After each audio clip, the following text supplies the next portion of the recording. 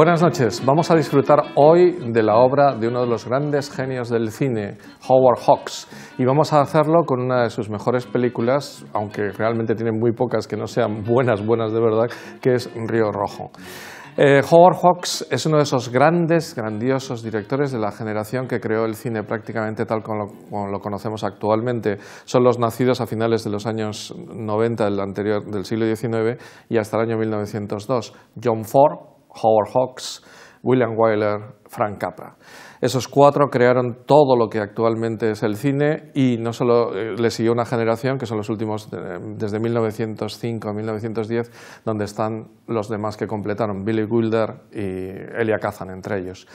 Qué seis nombres, ¿no? Qué fabulosos directores. Bueno, pues Howard Hawks es el único que hasta ahora creo que no habíamos tocado. Creo que también nos queda Frank Capra en este programa. Y vamos a disfrutar con este Río Rojo de 1948, que fue su primer western, si no tenemos en cuenta The Outlaw, que es una película de otro Howard Hughes, que se metió por en medio y aunque hay una cierta autoría de Howard Hawks, no es propiamente suya.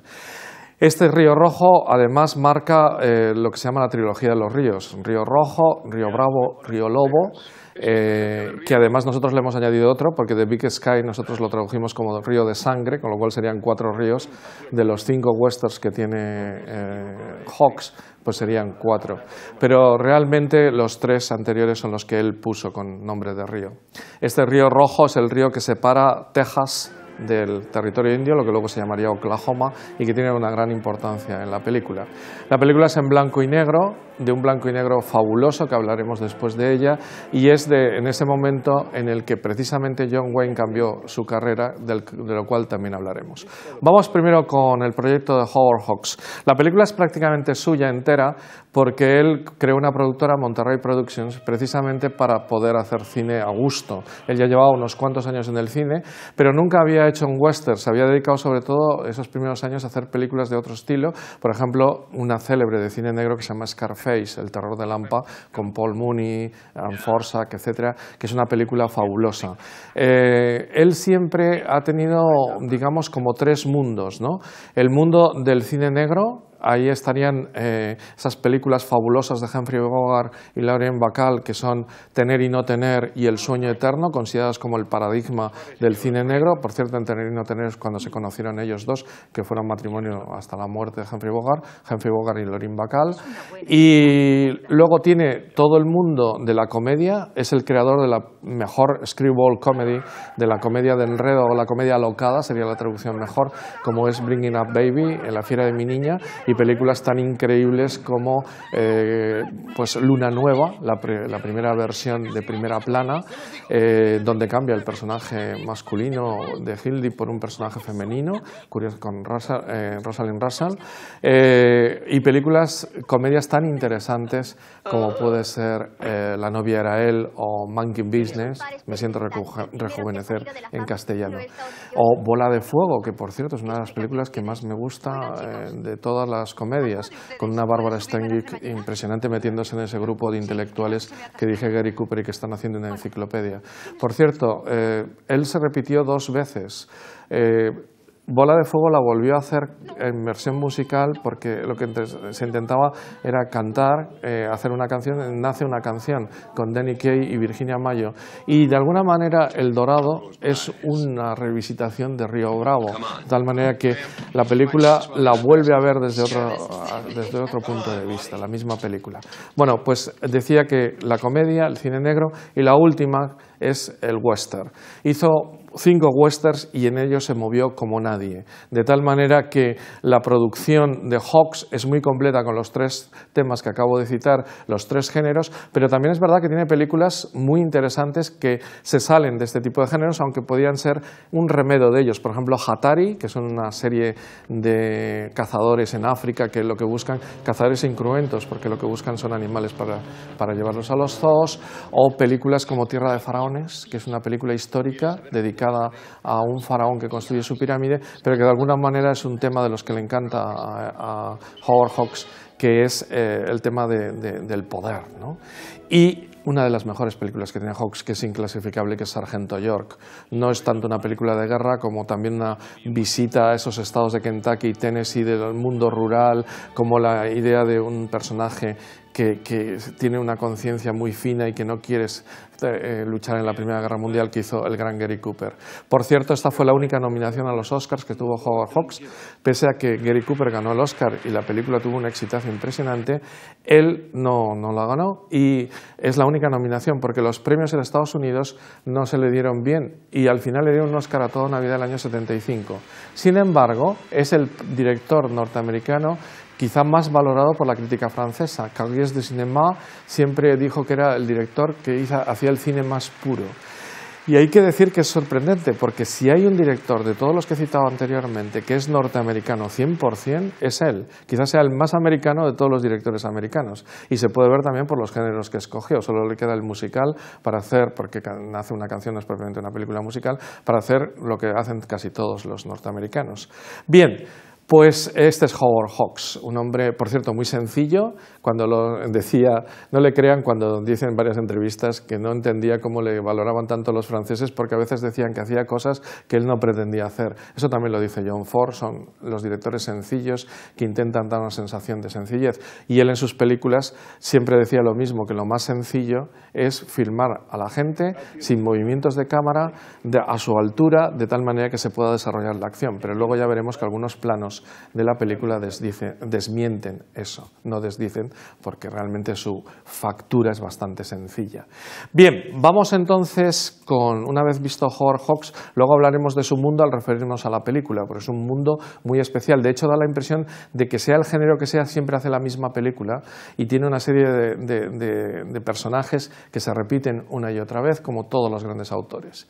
Bueno, vamos con el guión, es de Burdon Chase. Burdon Chase es un autor de novelas del oeste. Esta en concreto se estuvo en un periódico saliendo todas las tardes en pedacitos, pero luego hizo grandes novelas y fue durante muchos años un guionista fantástico de Hollywood. Esta fue su primer guión del oeste llevado por él mismo al cine, ayudado por Charles King, que es el guionista profesional que le ayudó, pero Burdon Chase es el autor del guión prácticamente íntegro, porque además es el autor de la novela, pero luego triunfó en el mundo del western y trabajó con Anthony Mann y con cantidad desde Winchester 73 empieza a hacer cantidad de guiones de película que acaban en la época de Veracruz, y es un verdadero autorazo en todo lo que son los guiones de cine del oeste. Aparecerá en cantidad de películas del cine del oeste, sea de Robert Aldrich, sea de Anthony Mann, sea de quien sea, salvo John Ford. En general, Burdon Chase ha hecho los guiones de muchísimos de los autores que se han llevado al cine. Bien, y vamos con los actores, porque hoy es el día de hacer un homenaje a John Wayne.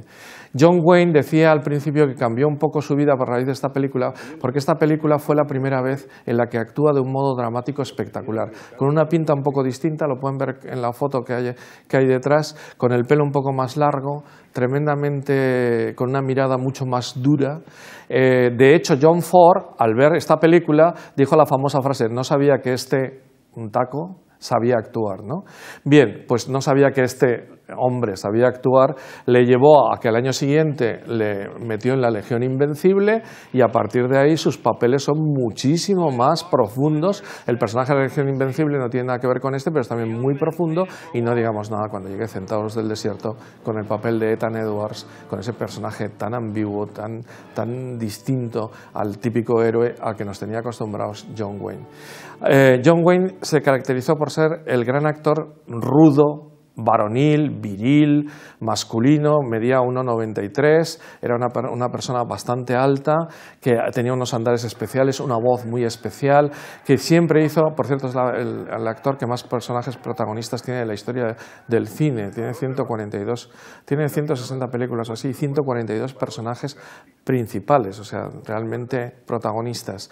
Y desde el principio hizo muchos westerns, en La Diligencia lo recogió John Ford, pero todavía todavía estaba empezando a ser el actor que luego fue, y va perfeccionando y perfeccionando su manera de actuar hasta llegar a ser al final un grandioso actor, y ya en Valor de Ley, que fue el único Oscar que recibió por su vida, o al final El rifle y la Biblia, todas esas películas del final, ya es un actorazo en el buen sentido de la palabra. O sea, no es que antes no lo fuera, su mejor actuación de todas maneras son desde el 48, que es esta película, hasta el 60, donde están todas esas magníficas películas que he citado antes.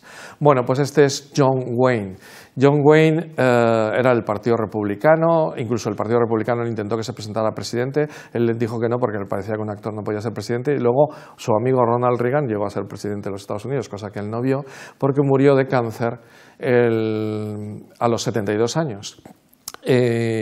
Curiosamente, por hacer una película que no tenía nada que ver con él, que se llama El Conquistador, que es una película sobre Gengis Khan, que se rodó en el desierto de Nevada, donde había habido antes unas pruebas nucleares. Al parecer, todos los que actuaron en esa película fueron cogiendo el cáncer con el tiempo, porque el 90% de los que estuvieron allí murieron de cáncer, entre ellos Susan Hayward, la chica de la película, y muchos de los actores secundarios y parte del equipo. Es curioso porque en esa película le sienta fatal, como el bárbaro y la geisha, ¿no? Es un hombre, sí que estaba un poquito dotado para la comedia, para algunas cosas, por ejemplo, en ese tipo de comedia que no es demasiado hilarante, que es El hombre tranquilo. El hombre tranquilo es quizá una de las obras de sus mejores actuaciones, aunque no fue muy valorada por la crítica, porque es el John Wayne, digamos, más entrañable, ¿no? Más cercano, porque como verán en esta película, o Ethan Edwards de Centauros del Desierto, nos asombramos ante su actuación, pero es un hombre al que le cogemos miedo. Desde el momento en que le mira a Montgomery Clift y le dice "te mataré", estamos pensando como Monty Clift, que en cualquier momento va a aparecer por detrás, ¿no? John Wayne. Bueno, no me da tiempo de explicar todas las grandes películas de John Wayne, también en el género bélico. Su actuación en Arenas Sangrientas fue la primera nominación, Arenas de Iwo Jima, que se llama en inglés, fue su primera actuación nominada a diversos premios. Ha actuado en cantidad de películas bélicas, pero es un actor que sobre todo nos lo imaginamos como el gran hombre del oeste, ¿no? Junto con Gary Cooper, que por cierto era un personaje en el que había pensado Howard Hawks, el actor, para hacer esta película, y lo rechazó. Pues John Wayne, a partir de Río Rojo, se convierte en el mito que es actualmente, y creo que no lo ha dejado de ser nunca. Bueno, a su lado Montgomery Clift. Montgomery Clift era uno de los famosos gemelos de Omaha, porque en esa ciudad de Nebraska nacieron prácticamente el mismo año Marlon Brando y él. Y les llamaban los gemelos de Nebraska porque eran los dos grandes actores del Actors Studio que durante años pues llenaron las pantallas. Hoy es más conocido Marlon Brando porque tuvo una vida posterior larga, porque Monty Clift murió con 45 años después de su famoso accidente del año 56, que le dejó marcado para siempre, y empezó a tomar drogas y a beber y acabó consigo mismo prácticamente, y murió con 45 años. Pero su primera etapa es una etapa de una gloria tremenda, de un actor que todo, como dicen algunos escritores, era el chico que todo el mundo, que toda chica quería como novio, o todavía más claro, el chico que toda madre quería que se casase con su hija. Porque en esta película, ya que es su primera película, ya es un chico guapo, apuesto, que sabe manejarse, decidido, etcétera, etcétera, etcétera, y con una cara que siempre llevó a que muchas personas quisieran ayudarle, ¿no? Que es esa cara de chico bueno que necesita ayuda. Bueno, pues Río Rojo es su primera película, pero luego ese mismo año consigue, por una película que se llama Ángeles, consigue la primera nominación a los Oscars, y a partir de ahí empiezan ya todas sus grandes actuaciones. Hace de sacerdote en Yo confieso, una de las películas más increíbles de Alfred Hitchcock. Hace, y de hecho creó una manera de enamorar en Un lugar al sol, es el novio de Elizabeth Taylor, que por cierto se hicieron súper amigos a partir de esa película. Y es toda una etapa romántica que todo el mundo imitaba a Monty Clift. Hace de soldado, de este soldado sensible en De aquí a la eternidad. En fin, en El baile de los malditos, su papel es sensacional. Y el año 56 estaba rodando El árbol de la vida, también una especie de Lo que el viento se llevó, a todo color, nueva, con Elizabeth Taylor, también de pareja lleva a Maria Saint. y saliendo de una fiesta que había dado Elizabeth Taylor, con el coche se pega en un árbol un tortazo impresionante, e incluso Elizabeth Taylor llega a donde estaba el coche y le ayuda, le salvó la vida porque le arrancó 2 dientes que se le habían clavado en la garganta y se estaba ahogando, la propia Elizabeth Taylor, pero quedó tan deformado y tan impactado por tanto dolor y tal, que es cuando se dedica a beber y a la droga, y vuelve al cine ya con papeles distintos. Bueno, en el árbol de la vida se le ven 2 escenas que tuvo que hacer con la nueva pinta porque hicieron cirugía estética y tal, pero no acabó de quedar bien del todo, y lo pueden comprobar en su gran nominación posterior al accidente, que es el año 60, por Vencedores o Vencidos. Hace un papel de 7 minutos en los juicios de Nuremberg, pero esos 7 minutos que prácticamente los improvisa, dado que no se acordaba porque había perdido bastante la memoria del papel, pero es tan bueno, el Actors Studio le ha formado de tal modo de la improvisación meterse en el papel que se quedaron todos alucinados de su actuación y fue nominado al Oscar al mejor actor secundario por 7 minutos. Bien, pues este Monty Clift de Vidas Rebeldes, ¿no?, de Río Salvaje, es el Monty Clift post accidente. Bien, y vamos con otros miembros. A Walter Brennan, como quiero hablar después más de la película, lo voy a obviar porque ya hemos hablado de él muchísimo en este programa. Walter Brennan ya venía de ser el actor más oscarizado de la historia del cine, ya había recibido 3, ya había sido nominado por Sargento York. En fin, Walter Brennan es Walter Brennan, uno de los mejores actores que han existido jamás. Y por cierto, se pueden cuestionar el tema de por qué es actor secundario, porque aparece más en pantalla casi que John Wayne y Montgomery Clift. Creo que es la única persona que está en pantalla durante toda la película. Un tema curioso porque algunos son actores de reparto y otros son actores protagonistas cuando realmente están ahí todo el tiempo. Y por cierto, una de las cosas que era cierto, que era que no tenía dentadura, que la había perdido, en la película sirve de leitmotiv para el tema de la dentadura, que es un tema muy interesante de cómo emplea Howard Hawks el atrecho, ¿no? Bueno, pues Walter Brennan no voy a decir nada más, ya que le dedicamos muchísimo tiempo al hablar del pantano, como recordarán. Bien, Joan Drew, sin embargo, sí que necesita ser presentada porque es su primera película. De hecho, iba a hacer de Margaret Sheridan, iba a hacer el papel protagonista de la película, pero resulta que les apareció en el rodaje diciéndole que estaba embarazada de 5 meses y que durante el rodaje todavía estaría más embarazada, con lo cual Howard Hawks inmediatamente buscó a una actriz que había hecho un pequeño papel en una película, le gustó y la contrató.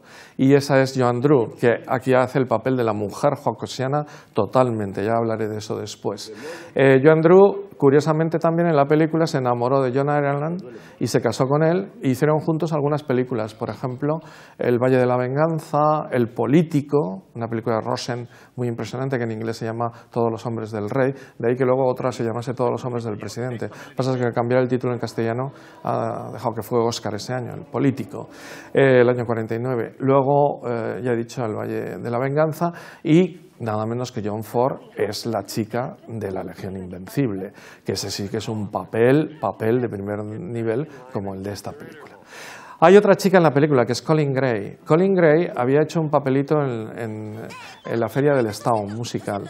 Y le gustó a Howard Hawks y la contrató para hacer aquí el papel de la chica de John Wayne, pero es una chica que sale en pantalla, no llega a 2 minutos y sin embargo centra mucho del personaje de la película porque la abandona en la primera escena de la película y durante toda la película, aunque no es citada, está en el resabio y cuando aparece Joan Drew le recuerda a ella porque John Wayne no fue capaz de quedarse con ella o de llevársela por estos famosos papeles del hombre del oeste que tiene que abandonar. Pero sin embargo la escena romántica del principio, en ese prólogo, es de lo mejorcito que le he visto a John Wayne en escenas de amor.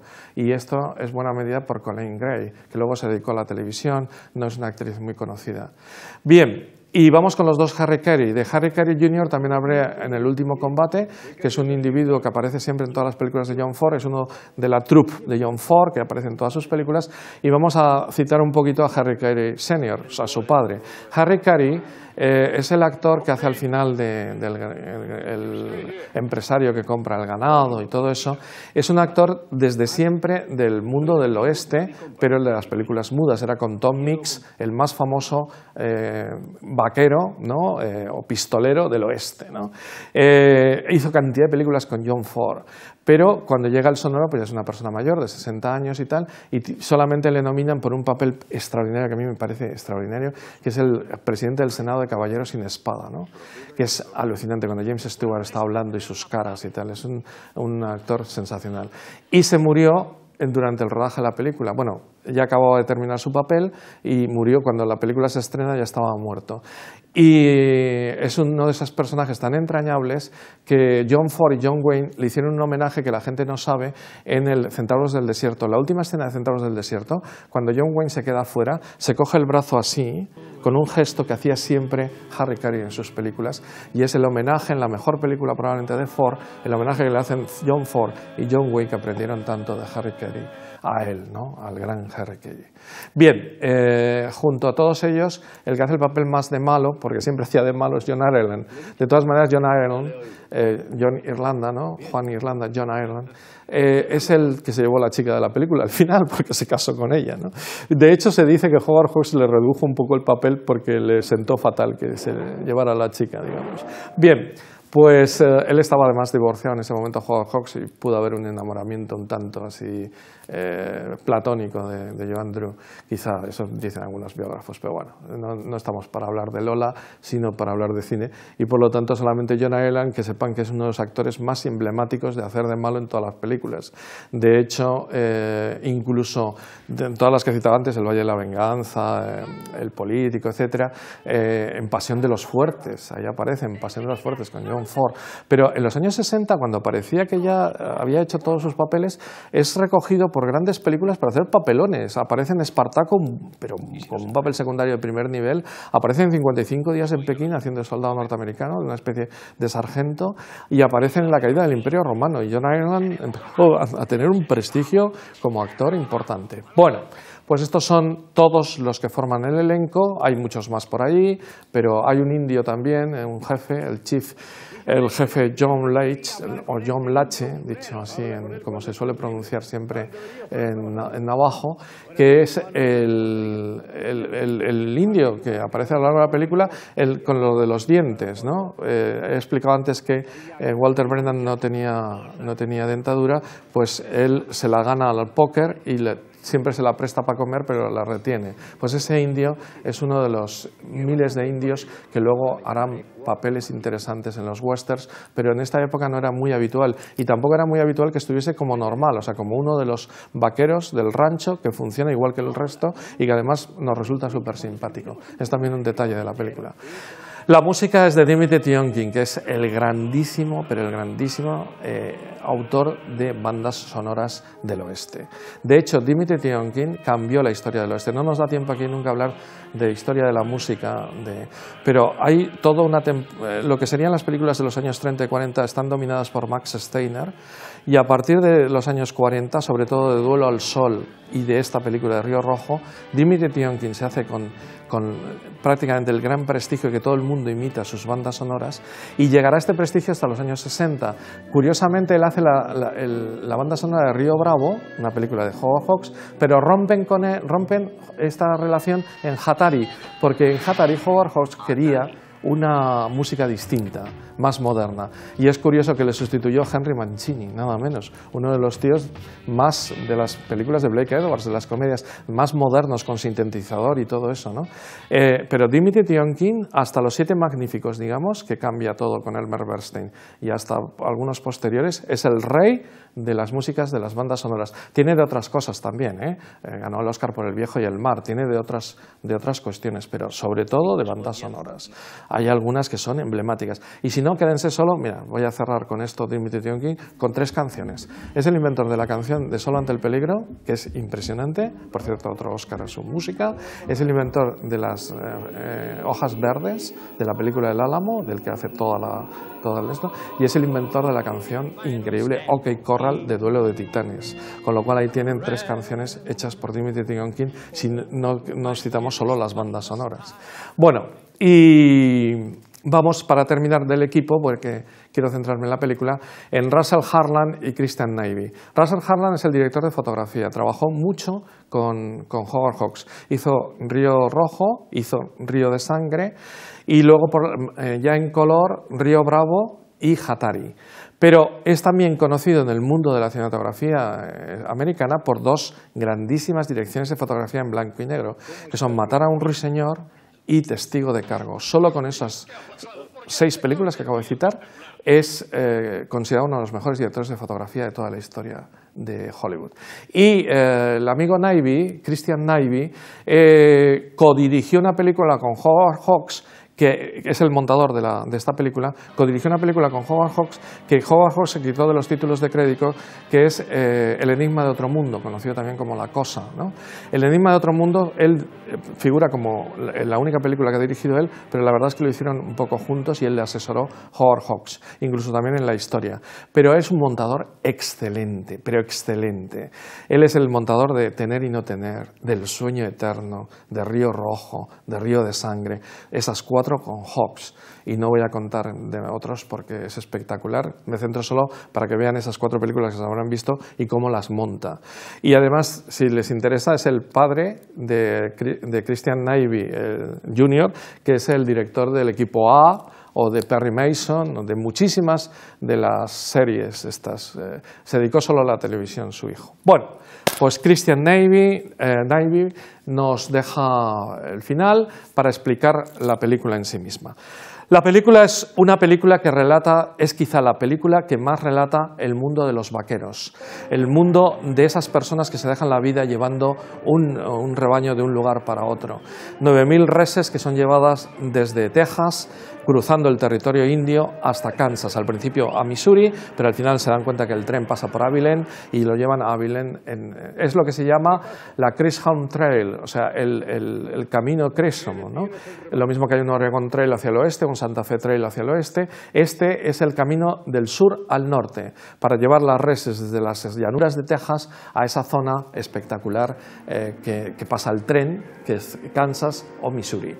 Y esa ruta está hecha a lo largo de toda la película con solamente un prólogo y un epílogo. En el prólogo nos enseña cómo llegó John Wayne a sus tierras y todo eso, cómo conoció a su hijo adoptivo, que es Montgomery Clift, etcétera, y quién es Danson. Por cierto, luego hará una película John Wayne que es Chisholm, que se parece mucho a eso y que sería como la continuidad de ese personaje cuando es mayor, ¿no? Ese es un personaje que realmente tiene una personalidad tremenda, no es un personaje muy moral, es capaz de marcar las reses de otros con su símbolo, pensando llevárselas también, es una persona tremendamente dura, que mata sin ningún problema solo porque le dejen en la estacada. Por cierto, una maravilla de lo que son las elipsis en Hawks. Se ve el tiroteo, pero nunca se ve luego el cadáver. Y el cadáver, luego lo que sí se ve es el entierro. De hecho, es muy interesante porque incluso el que muere en la estampida no se ve el cadáver, vemos a todos que se dan cuenta de que ha muerto y luego sí el entierro y diciendo cosas, ¿no? La famosa frase de disparar, morir, enterrar, ¿no? Que aparece en la película. Por cierto, la película tiene otras frases famosísimas que es armas, mujeres, las 3 cosas más bellas del mundo son armas, mujeres y relojes suizos, que fue el título de un libro de mi amigo Eduardo Torres Dulce, que es fabuloso y que recoge esta frase de Río Rojo. Por cierto, tiene un artículo también en Nickelodeon fenomenal sobre Río Rojo, donde le llama Río Hawks, por los ríos que he dicho antes. Bueno, este gran crítico, Eduardo. Bueno, pues, sin embargo, pese a lo que la sencillez de cómo rueda las películas Howard Hawks, en el momento cenital de la película, que es cuando empieza realmente este recorrido, emplea uno de los movimientos de cámara más complicados que ha hecho nunca y un montaje más complicado que ha hecho Hawks, y es precioso. Estamos de noche, son cantidad las escenas nocturnas que hay en la película, la tira, pero en ese momento la manada va a salir de noche. John Wayne le da la orden de salir a Monticliff, pero justo antes hay una verdadera bonita panorámica circular a lo largo de todo el rebaño que acaba en John Wayne, le dice a Monticliff que empiece, y en ese mismo momento, todos se ven las voces de la gente gritando a las reses y son un montaje rapidísimo, primero en medio plano y luego en primerísimo plano de un montón de gente, hasta 12 o 14 personajes, empieza a salir como van gritando las reses. Eso es una maravilla de montaje extraordinario. Bien, la otra cosa que tiene la película muy, muy buena es que a pesar de ser una odisea, de un viaje de aquí para allá, de una epopeya, porque cuando la odisea está contada por cantidad de gente de una humanidad tremenda y cada uno uno de los personajes es impresionante, a pesar de ser una epopeya que va hacia un camino hacia esto, tiene un montón de escenas nocturnas, porque aunque el hombre actúa de día y descansa de noche, de hecho está lleno de escenas nocturnas. La contratación de los personajes ya en la propia granja es por la noche mientras están jugando a cartas.